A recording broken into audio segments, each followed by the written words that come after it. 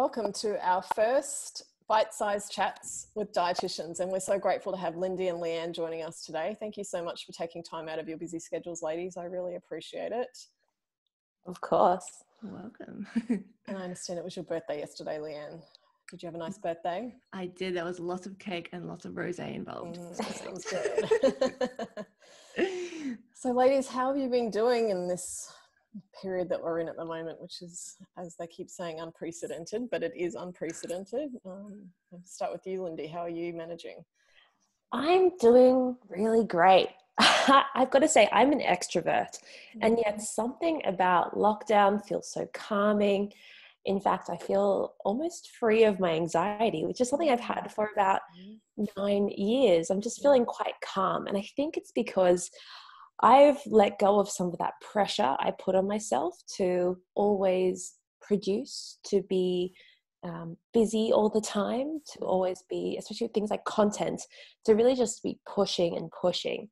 And one of the things I was struggling with before all of this happened is a total lack of inspiration about things that I wanted to talk about, especially when it comes to turning up online. Because after, 7 years of turning up on Instagram, it just feels like repetition to me, and I'm sick of hearing it, and I think other people are too. So I had a total lack of inspiration with Instagram, and it's a very exhausting platform. So I actually took quite a big chunk of time off social media, and since doing that, I just have so many more ideas and ways of phrasing things, and I've really just been taking note of questions I've been asked, just so I can really make sure I'm answering those questions for people instead of just trying to come up with content all the time. So to answer your question, I think I'm actually doing really well. It's been great. Yeah, it's interesting because I feel like I suffer quite a bit from anxiety as well, and I've definitely felt better with my anxiety levels at the moment too, but I wonder if it's because it's so taken out of our control. Like it's nothing, whereas our normal anxieties are things that are kind of in our world that we have some control over. Whereas this is just so out of our control. So yeah, I am the same with you on that one, Lyndi.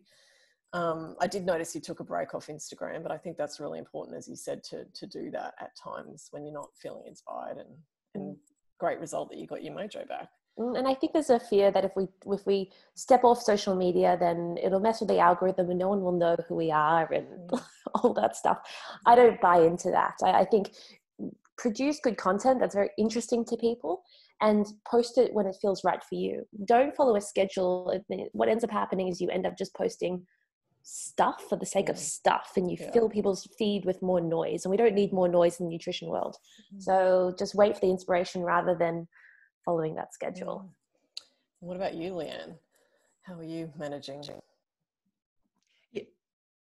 I'd have to agree totally. I'm the same. Like I get quite anxious, particularly with social media. And I think what makes me anxious is looking at all the comments and the DMs and the messages and the emails. And just during this time, I've just been like, I've actually used that time to clear some of my inboxes and clear my emails. So for the first time ever, I feel like I'm on top of everything, which is really nice, and actually just using the time to be like, it's okay if I want to watch Netflix for an hour during my lunch break, whereas normally I'd be like eating my lunch at my desk and doing everything I need to be doing. So instead of like hustling 24/7, I've sort of used the time to step back as well, which has been really lovely. So I feel like it's been a really big positive for me as well. So do you both feel like you're working less than normal?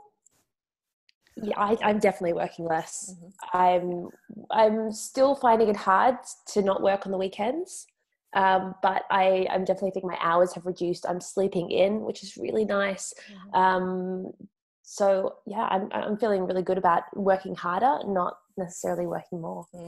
What about you, Leanne? Are you working the same or more? I'd say I'm probably working the same, but only because I've got quite a few things like coming up towards the end of the year. Like we're getting married at the end of the year, then we've got some travel plans and that sort of thing. So my thing now is to like hustle hard so I can actually have that like full month off and that sort of thing, and not having to do that stuff if I may be overseas and that sort of thing. So I think I'm working just as hard but spread out more. So I'm like using times where I might be out for brunch with family or out about wandering the shopping center on a Saturday and actually doing some work there as well, and not feeling bad for working on a weekend, but also being like, I'm going to take 2 hours and watch a Netflix movie on a Tuesday at 2:00 and not feel bad about that either. Whereas normally that would be my work hours. Yeah. So working completely different random hours. Mm-hmm. And also like with my exercise, like I used to get up at like 5:30 in the morning, and this morning I did my workout at like 9:00, which meant I didn't start my work day till about 10:30, but then that was okay as well. It actually makes me feel really good rather than sticking to a strict schedule I think so many of us are under. So it's been really nice in terms of flexibility lately, I think. So interesting, that work-life balance, which there is really no work-life balance. Like I always feel guilty when I'm working on the weekend, but like you say, does it really matter if then you're doing Netflix on Tuesday at 2 p.m? Like exactly. Yeah. So is this something you potentially want to take out of the other side of COVID-19? I think so. I've always been someone that always works 7 days a week, particularly when I had my hospital job and then my online business as well. For years, I was juggling the full-time job and then all the social media stuff as well. So I'm someone who's used to working 7 days a week, but instead of it being like 7 days and 12-hour days, it's like it might just be a couple of hours on a Saturday or a couple of hours on a Tuesday, which is really nice as well. So I don't feel like that pressure to constantly be working all the time, and actually allowing myself to do this or do something fun or do a little bit of yoga or foam rolling or something like that, which before I'd be like, oh no, I'm too busy, I don't have time for that. So it's been nice to be able to spread my day out a little bit like more throughout the week, I think, and allow myself to do things that I want to do without being on a strict sort of schedule about it, which is nice. There's something definitely freeing about that. What about you, Lyndi? Because you said you're working less, so how are you using that extra time? I am not someone who can work 7 days a week. I feel like I need big chunks of open space so that I have enough energy to feel creative again. And that's a bit of a challenge, actually. So my husband works in my business with me nowadays. So finding that on-off switch can be so hard because he is the kind of person that can work 10 p.m. at night, lying in bed and can roll over and go, oh, did you see that customer response? But I think for me, I'm just getting really good at setting those lovely, clear boundaries. And I think one of the things that I've happened that I can relate to with you, Leanne, is I finally feel like all those tasks that I've been meaning to do for so long, I've made the time to do them. One of the things that I did is I completely refilmed one of my programs called Keep It Real, which is for to help people stop binge and emotional eating. And we smashed it out and we just reviewed the entire program and thought, how can we do better? It's one of those things where I had this product that was doing great, but I just knew I could do better because, this is 4 years after I released it. Once people sign up, they always have access to the content. So I just wanted to make it the best I could. And so without having the pressure in my mind to constantly keep up with those things that I previously had, we got around to doing this. And as a result, I've actually seen twice as many subscribers to the program. And especially at the moment in COVID, we have a lot of people who are really stressing out about being at home and overeating. And I posted this YouTube video about 3 months ago because I decided to get on yet another social media platform. I don't know why. I thought it was a good idea at the time. I think I'm crazy. But I posted this video about how to stop binge and emotional eating, and no one really cared when I put it out there. Like a few hundred people and my mum were like, great job. But somehow it's now gotten a lot of traction, I guess, because of the climate. And now it's up to almost 400,000 views, which for me is a lot of views. And it really just like helps feed people towards Keep It Real. Now Keep It Real is this awesome product. And I've also had more time to do more CPD stuff, things that I normally, I don't make the time to do it as regularly as I should. And I've just had a really good chunk of learning. And I've had a lot of dietitians sign up to things like Keep It Real, because I think so often as dietitians, we can postpone our own learning because we're so busy. Binge eating is something that affects dietitians and nutritionists too. And so it's really good to see them coming through that program. I just think there is something in there about working smarter, not harder, and what the creativity that can come from that, and focusing on the right things rather than just doing busy work for the sake of being busy. Amen. Yeah.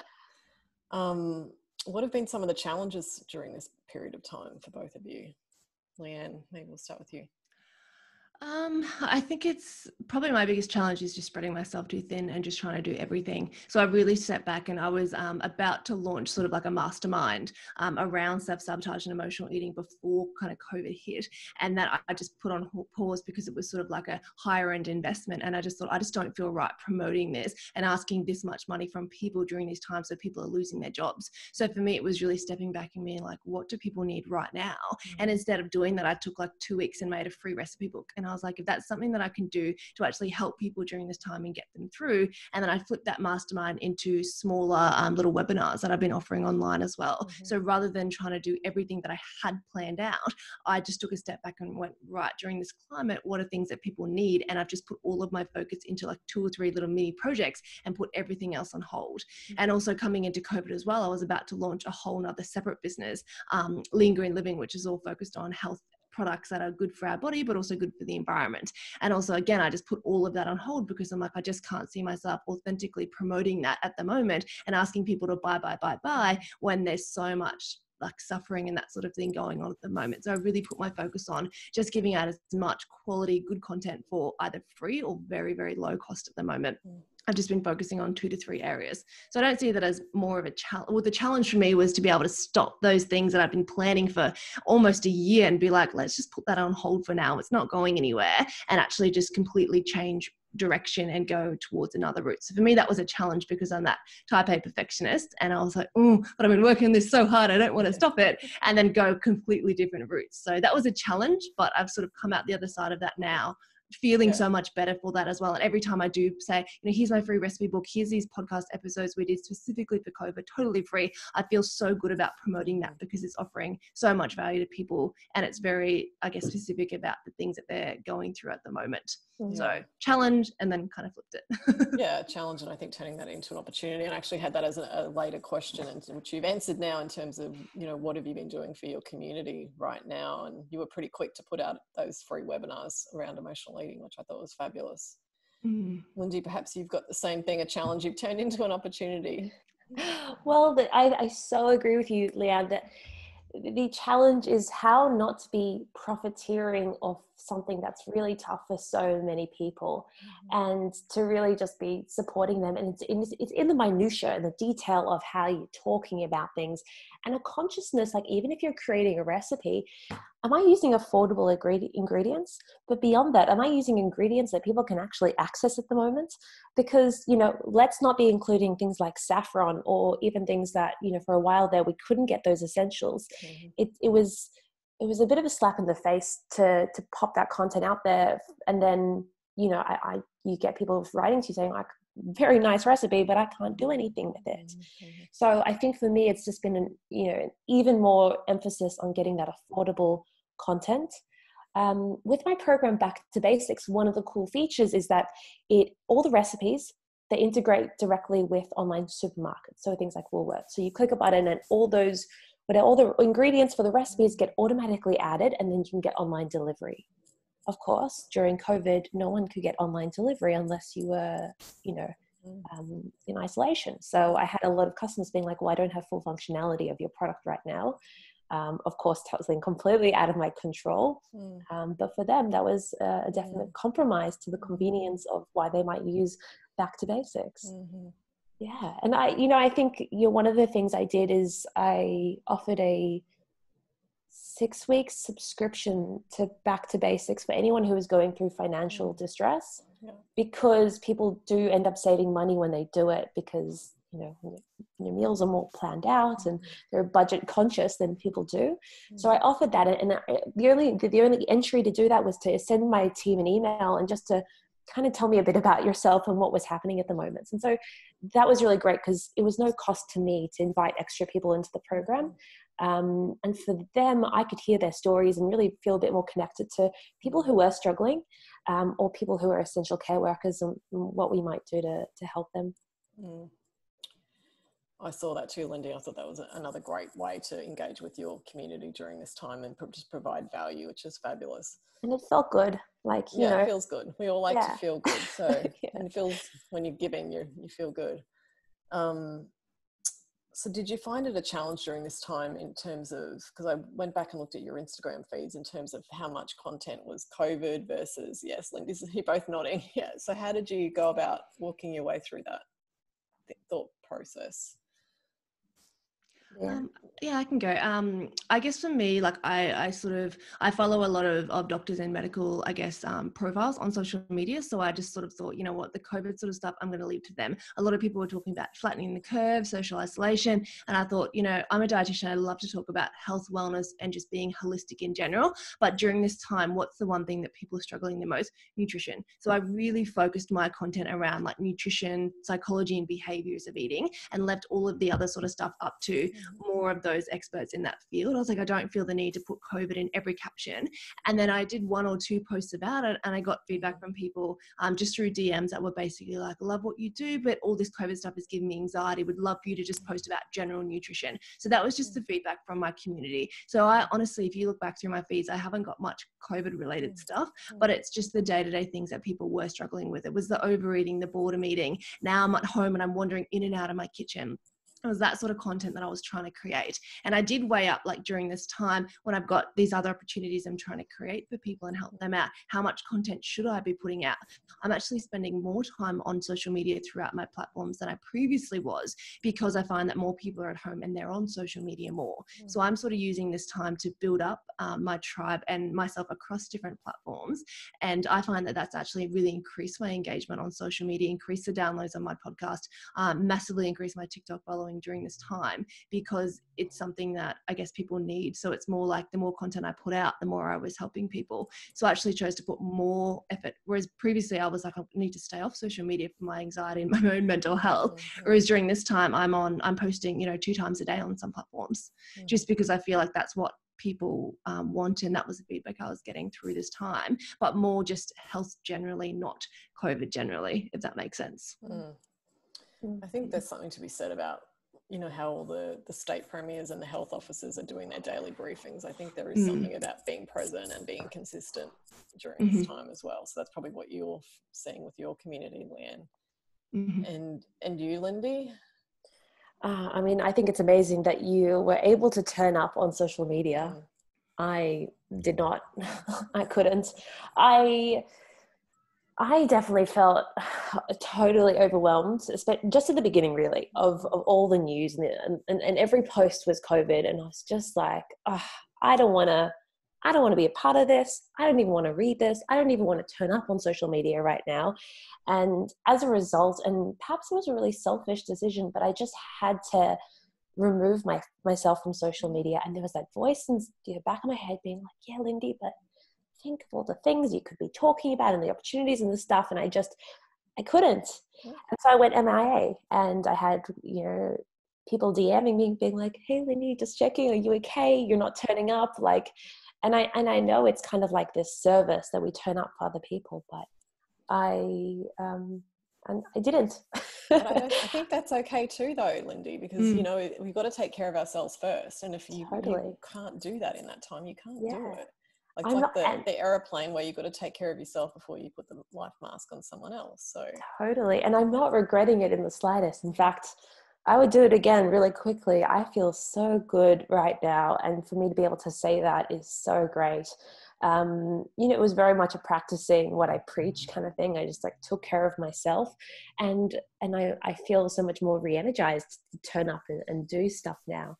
And interestingly, since I've started posting on social media again, which was only last week, my content's been really well received because I have stuff to say again, which is so nice.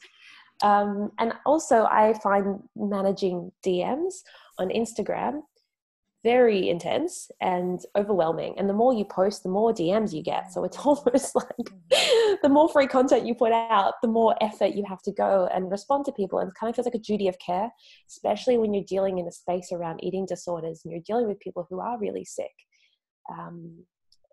It could be draining. So we've got to take care of ourselves. So I think that's a really important message for everyone. There's no one size fits all either. You have to do what's right for you at that particular point in time. So it's not like we definitely shouldn't be doing the shoulds that we should be doing this. Yeah. And people won't forget about you. Like, I think that's a fear we have. Like, if we just stop turning up and like everything we'll work towards will just be obsolete. That's not the case. You might actually come back stronger and better. Did you tell them that you were going to disappear, or did you just disappear, Lindy? No, I just disappeared. I just disappeared. I didn't know I was going to disappear. Yeah, sure. Yeah, I was just curious as to whether there was messaging or not. No, I don't even think people think about me that much in their day-to-day lives. You know, they say that. You know, we think everyone's thinking about us. Yeah, literally, like 2 people messaged and like no one else cared. But yeah, it's something we think about at DC as well, because it's definitely a big mouth to feed. And Leanne, you're on TikTok now. I was going to ask about that. Yeah, that's crazy.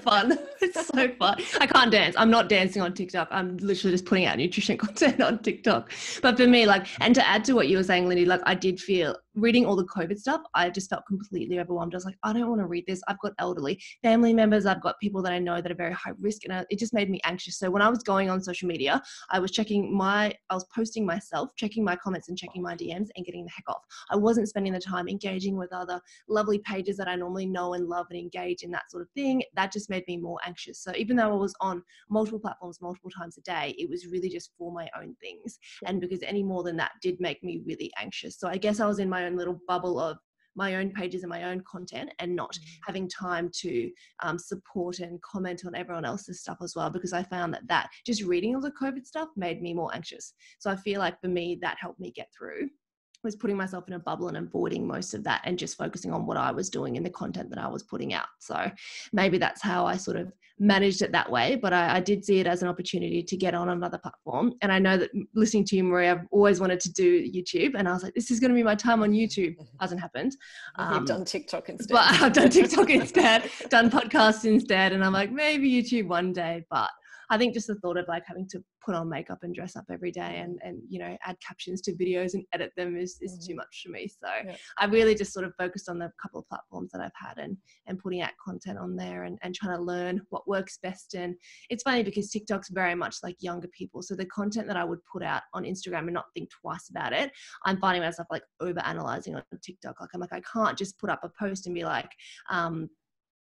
what was something I did the other day? Just like, you know, like I did something on intermittent fasting. Normally for adults, it's like if they want to do that or that's something that they've been exploring, like, not, you know, it could be healthy for an adult. It could be done well. But for a child, like I would never suggest intermittent fasting if there was a 12-year-old online. And just the amount of comments I got about kids just skipping breakfast and just being like, well, why can't a 12-year-old do intermittent fasting?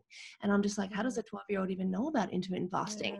And so just being very careful of the content that I put out. I can't just use content that I've done on Instagram for TikTok. It's completely different content, completely different messaging across the different platforms as well. So just being a bit conscious of that, I think if dietitians do want to start on TikTok, it's very much like the 12 to 16-year-old crowd. Everything is about how can I lose weight loss? How can I lose weight? How can I do fasting? There's like workouts in 2 weeks. There's like all these 2-week challenge kind of things going on. So it's very much a very teen focused app. More and more adults are definitely getting on it and using it. But just the content that we put on there, just be very careful with it, I think. And the interpretations of it as well. That's a great point. I think thinking about the audience, because we talked about whether we should do it for Dietitian Connection, and I was like, I don't want another mouth to feed. But we talked about the audience and we thought that it would be a much younger audience, which isn't our audience. So it's much younger than I even thought. Like I didn't realize, I get questions, and normally when I put up things, I'm like, happy to answer some questions. Please tell me your age. I always put this disclaimer, and it's like, hi, I'm 9. And my dad says that I should eat breakfast every day, but I don't want to. What do you think? And it's like, you're 9. Wow. Like I was thinking maybe like, 14, 15 at the youngest, but I've had 8-year-olds message me, and I actually specifically turned my DMs off on TikTok on purpose. But it's bad because then they just come through Instagram and send me DMs through there. But at least then I can click and I can see their photos and be like, you're no older than 10 or 12, and reply appropriately. And I've just got this disclaimer saying, you know, children shouldn't be focusing on calories, trying to lose weight, you're still growing, learn to nourish your body, etc. And just send this generic kind of thing through. But turning my DMs off on TikTok is something I would recommend for everybody, because the younger audience is like 10 times more engaged than what adults are. So the engagement that I'm seeing on that platform is tenfold to any other platform. And then having said that, you're going to get 10 times as many DMs, 10 times as many messages, 10 times as many emails from very, very young children. So it is something to think about, and something that I have learned, I guess, over the last month or so. So I think it's important for dietitians to think about not just jumping on the latest platform, but does it actually fit what they're trying to do and who they're trying to reach? Exactly. And you can't do every platform. I mean, something like, I don't have a podcast for the reasons I just don't have the time to do it. But I can imagine how much work it is to producing, promoting, and I'm doing YouTube, and YouTube is like huge effort. And the audience on YouTube is very different. They are very international. Majority of my audience do not live in Australia, which is very different for me because my Instagram is very Australian. And they ask questions, they're much less informed. Someone who's on Instagram, they almost have a bit of a starting point. And what blows me away across all social media platforms is how many people think they can get great nutrition advice via the DM section on TikTok or Instagram or YouTube comments. It blows my mind. Yeah. And we talk about this at Dietitian Connection a lot too, because we're on so many platforms, and I don't recommend it. I think it's best to just do a couple that you can do really well, because we often talk about, like you said, it's just putting noise out, Lyndi. It's not often, not as high quality as you might want it to be if you're just focusing on one or two platforms. So if you had one tip for dietitians out there in terms of building and engaging your community, what would that be for you, Leanne? One tip. I would say create real content. And I think you're seeing it more and more on Instagram these days, where it's like unfiltered, not a totally beautiful bowl of porridge, oats and that sort of thing. Like some of my best engaging content has been stuff that I've kind of forgotten to edit, or I didn't get out my professional camera, or, I filmed it just on my iPhone instead of on my camera. Like it's sort of that more raw, unedited, but I'm like, you know what, this is really good content. I'm just going to put it up. I can't be bothered filming it. So I think a lot of the time we get bogged down in having to have the perfect photo or having to have the perfect caption. But I think listening to your audience, like they'll always tell you what they want to hear. And as Lyndi said, like I feel like I talk about the same things over and over and over and over and over again. And it's been, 7 years that I've been on Instagram now as well, but the message still lands every single time. And I think it's just those basic health messages. Like every time I post about, 95% of Australians aren't eating enough vegetables. It's like, oh my God, I need to start there. That's something I need to focus on.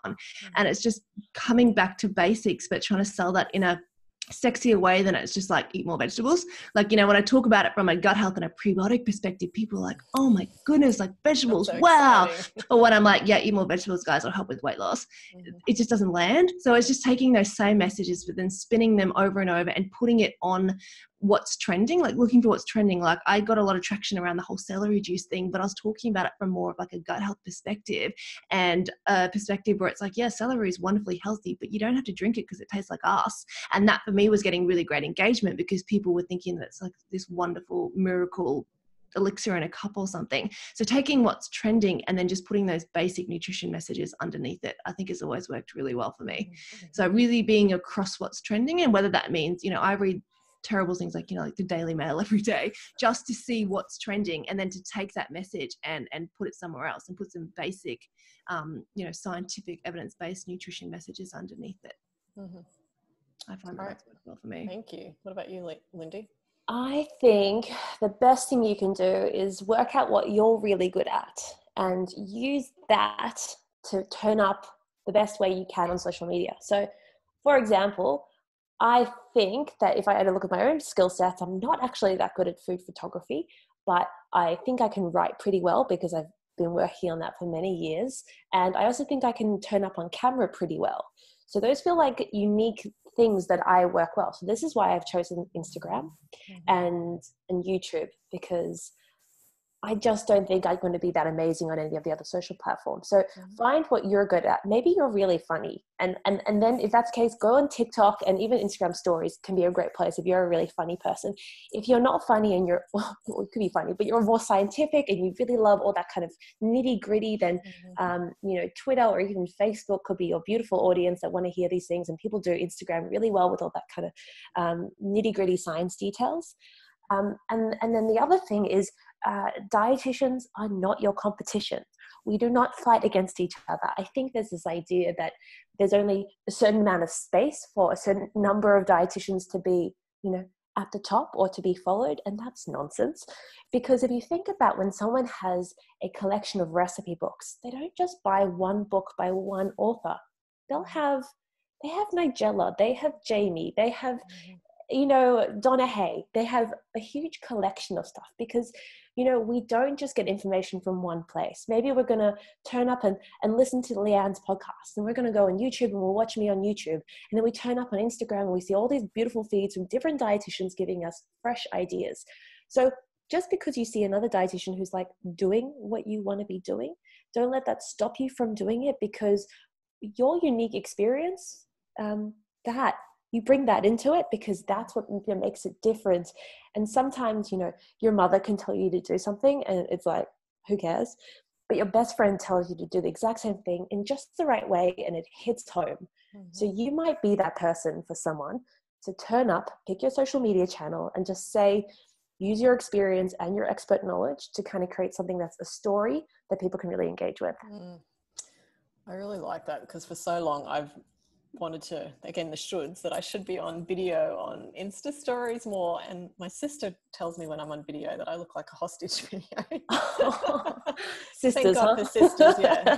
But it's often true. Like, it's not my strength. And we actually went to a Seth Godin online workshop last week, and he was saying, to have a brand, you don't actually need to be necessarily even the face of it. So for Dietitian Connection, like, we can actually be behind the scenes and putting out great content. We don't actually have to have our face out there all the time. So I guess, both of you are your brand, so that's a little bit different, but just to get people to think about that, if it's not your strength, then you don't necessarily have to do it and still be successful. Again, it's sort of going back to what works for you. And just quickly, Seth Godin is amazing for any dietitian who hasn't. Go read his stuff, listen to his stuff. Yeah. And one of the things he always talks about is telling that story. So you don't have to be the face of the brand, of course, but you still have a story to tell, and you have a belief system that underpins why you do Dietitian Connection. And that's why people turn up, because you're standing for something. And we should all find something to stand for, whether you're using your face to represent it or you're just providing a philosophy and a belief system. Yeah, agree. Can I add something following on from that as well? Just when we're thinking about dietitians online, like, there are so many different dietitians who do so many different things and have so many different beliefs. And I think for us as a profession, it's so important that we stand together. And I see so much fighting online between professionals all the time, particularly in like the weight loss, fat loss, sports nutrition area. And I just think it's ridiculous. Like, as dietitians, we will never be taken seriously as a profession when we're constantly fighting with one another. So if there's somebody that you follow and you don't like their content, then unfollow them. I don't think the comment section is a place where dietitians should be coming after each other. If you have something that you really, really find wrong about somebody's post, send them a DM, send them an email, meet them for coffee and have a discussion around it. It's not something that needs to happen in the comment section of the DMs, because all we're doing is confusing the general public and looking like dietitians actually have no idea, because we've all got these different opinions, and that is absolutely okay. But I really don't think that the more we fight within our profession, the less, serious we're going to be taken by other professions. Particularly, the nutritionists and naturopaths, the health coaches, they're all saying the same message, even though that message might not be evidence-based or correct. They're all together and they're all standing together. And the one thing that dietitians don't do well online, and this breaks my heart, is that we go after each other, because it's like we've got to be weight loss focused or haze focused or, public health focused or whatever it is. It's like we think that our opinion is the only correct opinion. So I think it's so important for dietitians to remember that there's not just one right thing or one right way to do something. And if there is someone posting things that really do irk you, just unfollow them. You don't have to follow other dietitians to be supportive. I don't follow a whole heap of dietitians for the reasons that I have completely different understandings of the way that I like to put out my messages, and that's okay.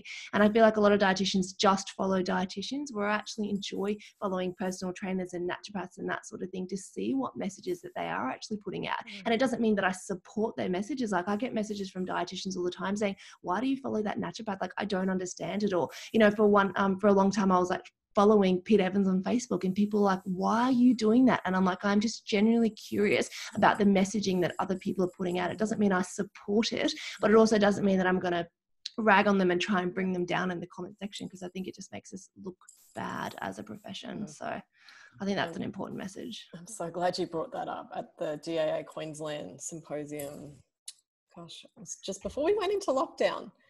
That conversation came up, and I was just like, we just need to be kinder to each other, especially even more so now in this period, is we just need to be kind to each other. And oftentimes dietitians, I think, are doing the language in terms of meeting the consumer or the public or their communities, you know, the language that they want to hear messages in, which isn't necessarily the scientific evidence-based message that a dietitian might talk to another dietitian in, and that's okay. So I totally agree with you.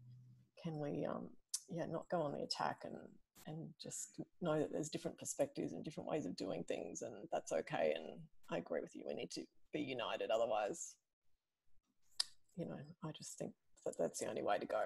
And that gets back to what you were saying earlier, Lyndi, in terms of there's a space for all of us. We just need to work together. We're actually stronger together, which is why we have Dietitians Unite, our annual event, which hopefully will be in October. On that note, perhaps we could end with just one silver lining. I know you had this on your Instagram, Lyndi, that you've had through this period and what you'd like to take out the other side. Apart from not wearing bras. I know, I loved that one. That and sleeping in were my top two. I've been loving it. Silver lining is permission to be kinder to ourselves and practice what we preach. Wonderful. And yeah. I think, I don't know if it's a silver lining, but I think my whole thing was just like, let the perfectionism go. And I've just been spruiking my 10% better mantra in every aspect of life. It's like no day is going to be perfect. And the minute you expect perfection, you fail. So just aim for 10% better every day, whether that's within your business, within yourself, within your health journey, whatever it is, just aim for that tiny, tiny amount of progress. And the minute that we just think, oh my God, I failed, and write off the whole day, we never really learn anything. Whereas we can always find that tiny 10%, that one extra step we can do, even if it's like 10 p.m. at night and we had the worst day ever, we can spend 5 minutes doing some meditation or something and turn that day into a 10% better positive sort of day. So for me, the silver lining is just getting rid of the perfectionism. We can never control the external circumstances, and just learning to kind of go with the flow a little bit more and aim for 10% better, whatever the situation that you find yourself in. Yeah. I love that, because I tend to focus on all the things I didn't get done for the day, and I don't usually focus on the positives because I'm the perfectionist as well. And I watched a webinar, because I've been watching a lot of webinars too, with Mark Boras a couple of weeks ago, and he actually talked about the positive wins. So he starts the day with positive wins, and his positive win to start the day is his breakfast, which is oats, honey and olive oil. I'm like, what a bizarre combo that is. But when he does that, he's had a win for the day. And like, today's been good. If he doesn't get anything else done, he's started the day well. So I'm trying to do that, like focus on the wins that I've had in the day, and it could just be having breakfast in the morning. I do. This is my wins journal. It's the pinkest, sparkliest book I could possibly find in the whole Big W. And it's my wins journal. And I write 3 things down in here every day. And some days it's like smashed a workout, made the best tuna salad for lunch and had a client who had this win. And other days it's like, won $2 on a scratchy, had an extra glass of water today. Like, it's just like tiny, tiny little things. Made my bed, which I don't really normally do at all, which is terrible. But like for me, that might be a win. So just finding, it's almost like gratitude, like finding 3 tiny little areas to focus on, which are the positives. And then like that, you say, like where your attention goes, your energy flows. So the more you focus on the positives, the more you're going to get those positives. So grab a sparkly wins journal and write them down is my tip. Awesome.